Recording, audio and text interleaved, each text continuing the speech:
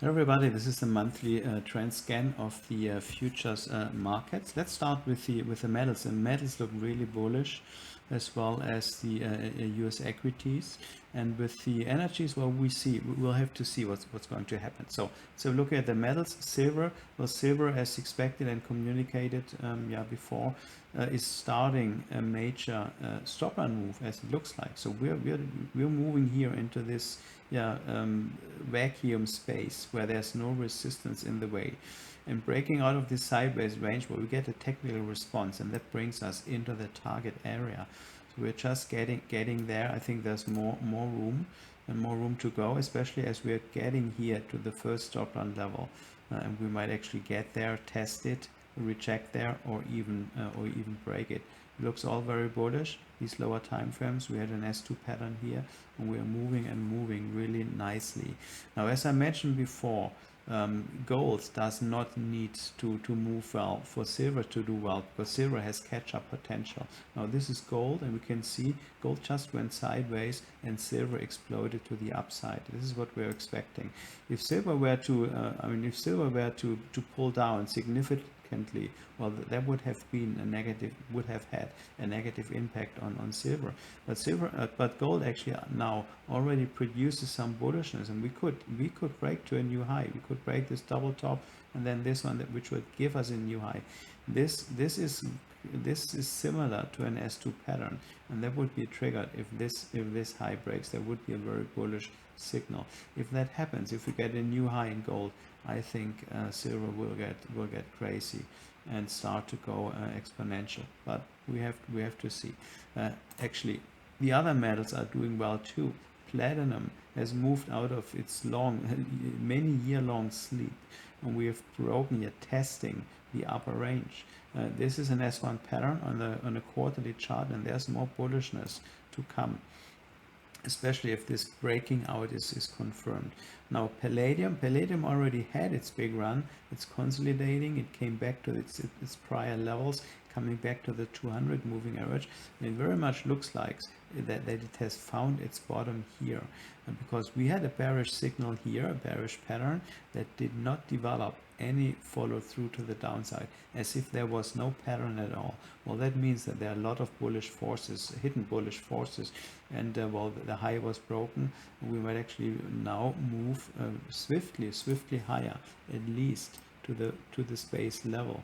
This is an S1 pattern base that has basically, it's not a great pattern, but it still holds, because the base level with multiple touches, well, that's a magnet level, and we could actually see how palladium is doing quite nice over the next couple of weeks and months.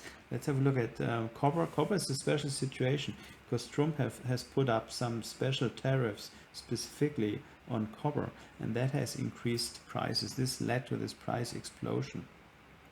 So this is an S2 pattern that has triggered, and that means that's an S2 within an overall S1. So the S2 is on a monthly, the S1 is on the quarterly chart, just breaking the consolidation high of this S1. So here as well, there's a lot of bullish power. Whatever the terrorist announcement, whatever, there's a lot of bullish power here.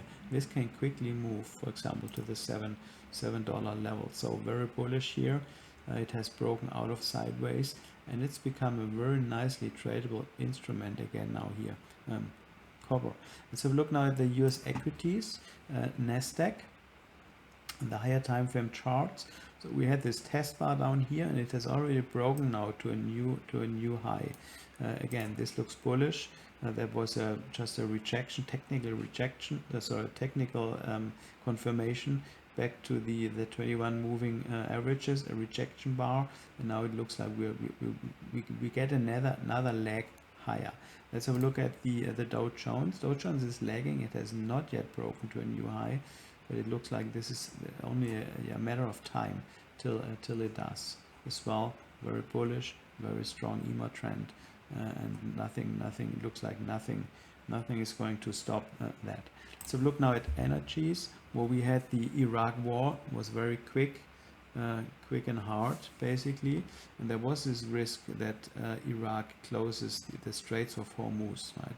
That would mean, because 30% of the oil and natural gas production goes through that very very narrow um, bottleneck, basically, and that triggered here, right?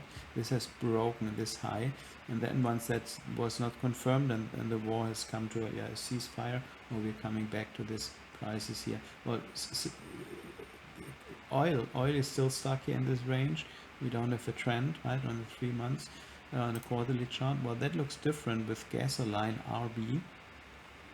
RB is trending, that's our high frame trend, and we had a signal here, an S1 signal as well. That was initiated by the Iraq war. We're coming back here, basically below the base, but it is bullish. It is a bullish signal. It might just take a little bit more time. Currently, we're coming back to this rubber band, right, the 200, which is a magnet, and we might remain here a little bit till it develops bullishness. So overall, I think that is bullish for the energies, though it might take a little bit more time. Now, natural gas, did it join the other energies in their bull run? I don't think so. This looks like a counter trend rally. Natural gas is famous for its counter trend rally. So we had here one, and here one, and that's just another counter trend rally into the 21 moving average, and here coming back, that's a pullback into the 21. I think we're going to see natural gas lower till then, sometime later, maybe next year, till it joins this overall commodity super cycle, which means bullishness for all charts, including natural gas. Let's have a last look at the US dollar index, which is the DX future. That's the inverse, basically, of the euro dollar. Well, it's a basket of currencies. But if price goes lower, well, that means that the dollar gets weaker, and that's the overall tendency we see, right? Since the tariffs announcement in the beginning of April, price is testing this low. If it falls, like if it moves lower, we're actually getting closer to this important level, which is the base level of a bearish S1 pattern. Should we get a re-break to the downside, well, then these stop run levels open up, and we could actually see more bearishness, a decline of the US dollar. I don't think we're yet there, so it might continue to go sideways, but at some point of time we're going to see that the dollar is losing in value, and we might actually see that a lot of money goes into the Swiss franc, because it needs to go someplace. So interesting times. A lot of asset classes are already moving. Metals look most interesting for the next couple of weeks and months.